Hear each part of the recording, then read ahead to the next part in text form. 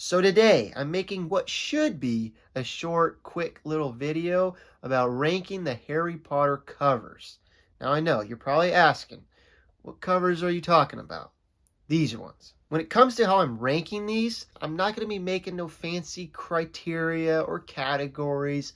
I'm solely basing this off of how much I like each individual cover and my personal opinions. Ultimately, though, I hope my list makes sense, and by the end, you might not agree with me, but understand why my top ones are my top ones. Shout out to Mary Grand Prix. She is the one that made these covers that I'll be ranking. And by no means do I think I'm a better artist than her or anything like that. I'm just solely ranking these things. I could not make anything near this. Now, the one in last place is Harry Potter and the Prisoner of Azkaban. Now, by no means is this a bad cover. I just really don't mess with the color palette.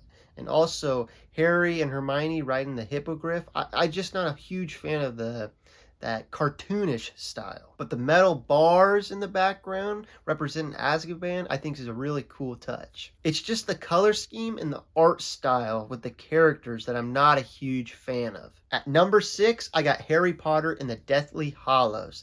Now, mainly why this one is one above Azkaban is the realistic art style Mary chose for this cover other than the cartoonish style in Azkaban. I also like the orange background and what looks like a coliseum in the background. It's a cool touch, and I like the simplicity compared to the chaotic cover of Azkaban. It's a good looking cover. It's just very simple compared to the other ones on this list, which subtracts some points off for me. As you will see with later on in this list, I really enjoy the covers that look good but find a way to fit in a lot of the story elements that were in that individual book. At number 5, I got Harry Potter and the Half-Blood Prince.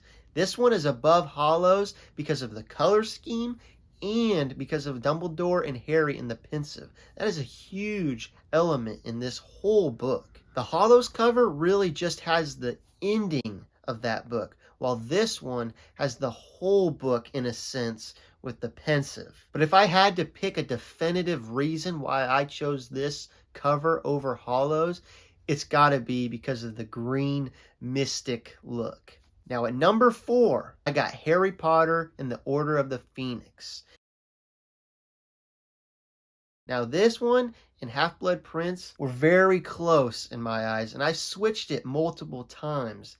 But I ultimately settled on this one being a tick higher than Half-Blood Prince. Like Half-Blood, it is predominantly one color. So what set this one apart was the color blue and the detail that is on this cover. The amount of detail on his glasses, his eyes, his hair is crazy. When you really look at it, you can see the reflection of the candles on his eyes and glasses. That is such a good touch in my opinion.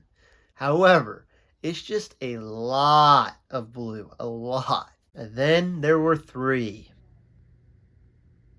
My number 3 is Harry Potter and the Chamber of Secrets. What I enjoy most about this cover is that it's not just predominantly one color like the previous 2, and not just one element of the story like the previous 3. It's got Fawkes, it's got the Chamber of Secrets, it's got the sword, and I really like that pillar that has the engraved snake in it. But what really separates this one and puts it over Order of the Phoenix and in the top 3 is Fawkes. I love the pinkish red color that Fawkes has and how its wings spread on the whole top of the cover. Now, I know I was talking down on the cartoon style in Azkaban, but this one I feel works, and really, Fawkes just carries it that much. Now, before I rank the final 2, I just want to say what makes these the top 2 and so special for me is that they look good, but they fit so many pieces of their respective stories on that cover. At number 2, I gotta go with Harry Potter and the Sorcerer's Stone. This one is such a good cover. The purple background paired with the tile floor at the bottom and the castle corridor with the Sorcerer's Stone carved in the castle is so good. Works so well. But again, what makes this cover so good in my eyes is the amount of story elements it fits in the cover. It has Harry going trying to catch a snitch, which is a huge part of this book. It also has Hogwarts on the right, which is another big part of this book. And then underneath that on the bottom right is Fluffy. That's a cool touch. And then has that unicorn sprinting across the field. The only thing I think this cover is missing, though, is the Hogwarts Express in the background. If it was just in the background, you could barely visible, but you could see the smoke rising. Oh, I think that would have been such a good touch. Now, through the process of elimination, you know what my number 1 is. Harry Potter and the Goblet of Fire. This was originally my number 2, but right before I hit record, I looked at the books again, and it was that damn background. That light green with the sparkles is what put it to number 1. But you also have so many things in this cover. It kind of looks like a nowadays movie poster, but it's a good movie poster. You have the Dementor in the background that plays a big role in this book, and then the stadium with all the students watching the competitors of the Triwizard Tournament on this cover, which is a cool touch. And then also Harry carrying the dragon egg with the dragon tail on the bottom. So good. Can't forget about Sirius just peeking over the hedge. It just works and looks so good with that green background and then the banner of Goblet of Fire overhead. So there it is. That's my list. Hopefully you agree with it. Maybe you don't. If you don't, and you've watched it this far, thank you, firstly.